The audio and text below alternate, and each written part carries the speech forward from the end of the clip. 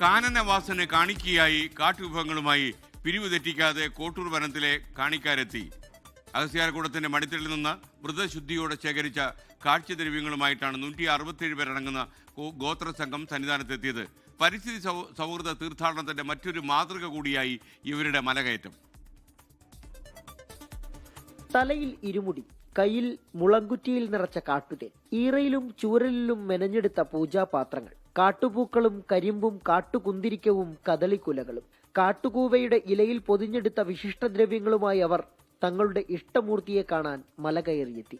നൂറ്റാണ്ടുകൾക്ക് മുൻപ് അഗസ്ത്യവനത്തിൽ നിന്ന് പശ്ചിമഘട്ട വനനിരകളിലൂടെ കാൽനടയായി വന്ന് ദർശനം നടത്തിയിരുന്ന പൂർവികരുടെ സ്മരണ പുതുക്കിയായിരുന്നു കാണി ഗോത്ര സംഘത്തിന്റെ വരവ്. നമ്മൾ വരുന്ന കുടുംബമായിട്ട് പറഞ്ഞ ഒരു 500 കുടുംബത്തിലുള്ള പല ജില്ലയിൽ നിന്നുള്ള ആൾക്കാരുണ്ട്. നമ്മൾ ആദിവാസി, നമ്മളെ കന്യാകുമാരി ജില്ലയിലുള്ള ആൾക്കുണ്ട്, തിരുവനന്തപുരം ജില്ലയിലുള്ള ആൾക്കുണ്ട്, ആദിവാസി മേഖല മൊത്തത്തിലുള്ള അടങ്ങിയ ഒരു ആൾക്കാരാണ് പറഞ്ഞത്. കദളിക്കൊല, ചെറുതേന്, കുന്തിരിക്കം, പിന്നെ പൂവ്, കരിമ്പ് ഇതെല്ലാം കൊണ്ടുവന്നിട്ടുണ്ട്. നമ്മൾ വരാൻ തുടങ്ങിയത് ഒരു 10-17 വർഷം കൊണ്ട് വരാൻ തുടങ്ങിയിട്ടുണ്ട്. തിരുവനന്തപുരം വൈൽഡ് ലൈഫ് ഡിവിഷനിലെ വിവിധ ഉന്നതികളിൽ നിന്നും തമിഴ്നാട് കന്യാകുമാരി ജില്ലയിലെ പ്രാവിള, കോരയാർ, ആറുകാണി എന്നിവിടങ്ങളിൽ നിന്നുമുള്ളവരായിരുന്നു സംഘത്തിൽ ഉൾപ്പെട്ടത്.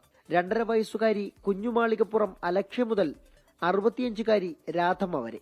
തിരുവനന്തപുരം കോട്ടൂർ മുണ്ടണി മാടൻ തമ്പുരാൻ ക്ഷേത്രത്തിൽ നിന്നും കെട്ടുനിറച്ചായിരുന്നു യാത്ര.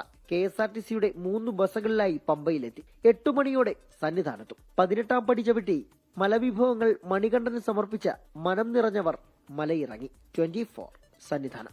ലോകത്തെവിടെയായാലും ഏത് സമയത്തും 24 വാർത്തകളും ഓഗ്മെന്റഡ് റിയാലിറ്റി പാക്കേജുകളും എക്സ്പ്ലെയിനറുകളും വിശദമായി കാണാൻ ഞങ്ങളുടെ യൂട്യൂബ് ചാനൽ നിങ്ങൾക്ക് സബ്സ്ക്രൈബ് ചെയ്യാം.